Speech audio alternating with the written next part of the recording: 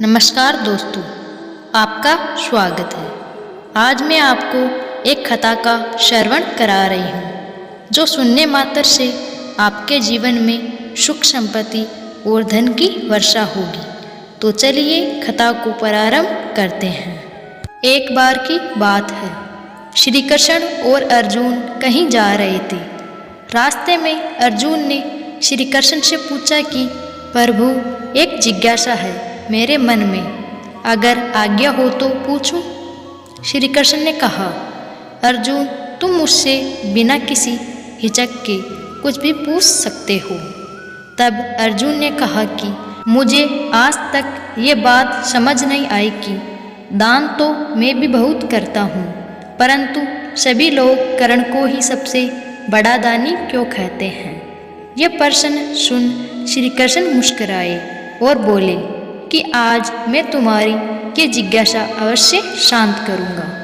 अगर आप ये कहानी सुन रहे हैं तो पूरा सुनिए। इस कथा को आधा अधूरा छोड़कर जाने की गलती मत करिएगा, क्योंकि इस पवित्र कथा को पूरा सुनने से मनचाहा फल की प्राप्ति होगी। इसलिए इस कथा को पूरा सुने। आप कृष्ण भक्त है तो उनका अनादर ना करें और हमारे चैनल को सब्सक्राइब कर लें। श्री कृष्ण ने पास में ही स्थित दो पहाड़ियों को सोने का बना दिया। इसके बाद वह अर्जुन से बोले कि हे अर्जुन, इन दोनों सोने की पहाड़ियों को तुम आसपास के गांव वालों में बांट दो। अर्जुन प्रभु से आज्ञा लेकर तुरंत ही ये काम करने के लिए चल दिया। उसने सभी गांव वालों को बुलाया, उनसे कहा कि वह लोग पंक्ति बना ले। अब मैं आपको सोना बांटूंगा, और सोना बांटना शुरू कर दिया।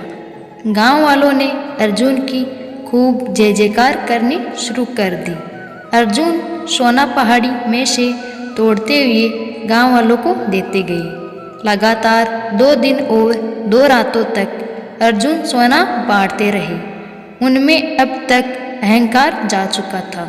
गांव के लोग वापस आकर दोबारा से लाइन में लगने लगे थे। इतने समय पश्चात अर्जुन काफ़ी थक चुके थे। जिन सोने की पहाड़ियों से अर्जुन सोना तोड़ रहे थे, उन दोनों पहाड़ियों के आकार में जरा भी कमी नहीं आई थी। उन्होंने श्री कृष्ण जी से कहा कि अब मुझसे ये काम और न हो सकेगा, मुझे थोड़ा विश्राम चाहिए। प्रभु ने कहा कि ठीक है, तुम अब विश्राम करो। और उन्होंने कर्ण को बुला लिया।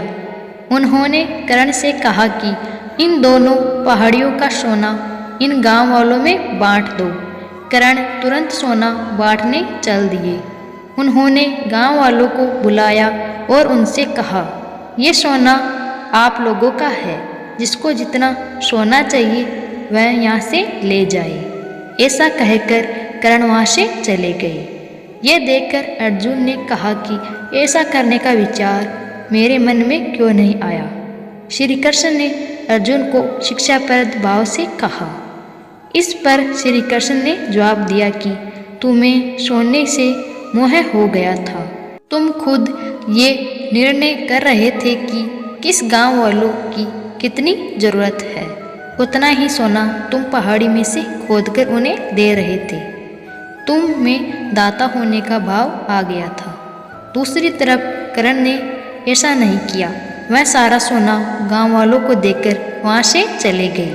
वह नहीं चाहते थे कि उनके सामने कोई उनकी जय जयकार करे या प्रशंसा करे। उनके पीठ पीछे भी लोग क्या कहते हैं, उससे उनको कोई फर्क नहीं पड़ता।